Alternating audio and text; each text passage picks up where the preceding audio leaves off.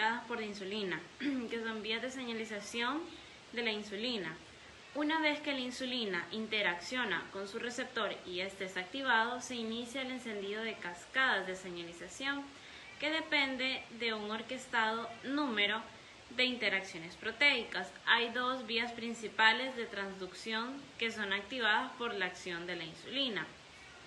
La primera es la vía de fosfatidilinositol 3-sinasa y la vía de sinasas activadas por mitógenos.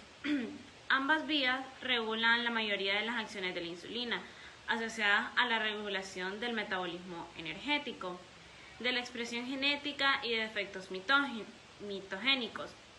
La vía de señalización de las activadas por mitógenos de sinasas, los efectos de la insulina en la regulación de la síntesis de proteínas son mediados principalmente a través de activación de la vía de señalización de activación por mitógenos de sinasas. Las vías de activación de sinasas por mitógenos tienen una amplia gama de sustratos potenciales, incluyendo factores de transcripción y otras sinasas, que participan principalmente en la regulación de la expresión genética en tejidos sensibles a la insulina, pero no en la regulación del transporte de la glucosa. La vía de señalización de la fosfatidilinatisol sinasa y la vía de la fosfatidilinositol 3-sinasa es el principal mecanismo por el que la insulina ejerce sus funciones en el metabolismo de la glucosa y de lípidos. La enzima AKT, que es una proteína de sinasa, regula varios de los efectos metabólicos de la insulina a través de la fosforilización de una lista creciente de sustratos que propagan la respuesta de la insulina, incluyendo a la enzima de glucógeno sintasa, a la glucógeno sintatasa sinasa 3, a la sintasa de óxido nítrico inducible, a la fosfofructosinasa 2, a la proteína de la unión al elemento de respuesta al factor de transcripción cíclico de Krebs, a la molécula blanco de rapamicina en mamíferos y a la caspasa 9 y a la proteína antiproteica. Voy a describir los requerimientos y aspectos generales del metabolismo de la glucosa a nivel del cerebro y a relacionar los niveles de glucosa en sangre con los de líquido cefalorraquídeo.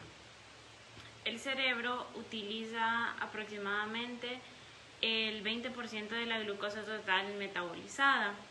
Principalmente es a través de la glucólisis acoplada al ciclo de los ácidos tricarboxílicos y al ciclo de las pentosas fosfato.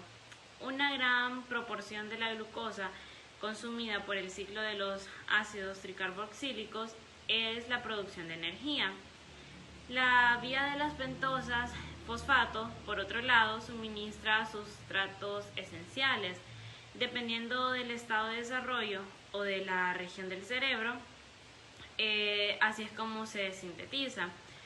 Se piensa que en el cerebro del adulto, la utilización de glucosa a través del ciclo de las pentosas fosfato es muy bajo, tanto en humanos, que es de 1%, como en el de la rata, que es de 1 a 3%. El cerebro puede tanto oxidar carbohidratos en forma de glucosa o lípidos en la forma de cuerpos cetónicos. La glucosa es el único azúcar que alimenta al cerebro, es su principal fuente de energía. En los seres humanos el cerebro requiere aproximadamente el 20% de la energía derivada de la glucosa, por lo tanto es necesaria para una buena función cerebral. En los seres humanos el nivel normal de glucosa en sangre ronda los 90 miligramos sobre decilitros, lo que equivale a 5 mililitros. Partiendo de que en una persona adulta circulan 5 litros de sangre y dado que el peso molecular de glucosa es de aproximadamente 180 gramos sobre mol.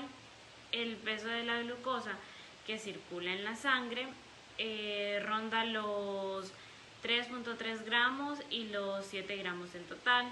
Es decir, que en un varón adulto sano de 75 kilos con un volumen de sangre de 5 litros y un nivel de la glucosa está a 100 miligramos sobre decilitros de sangre o de 5.5 miligramos mol sobre litro, tiene cerca de 5 gramos de glucosa en sangre en total.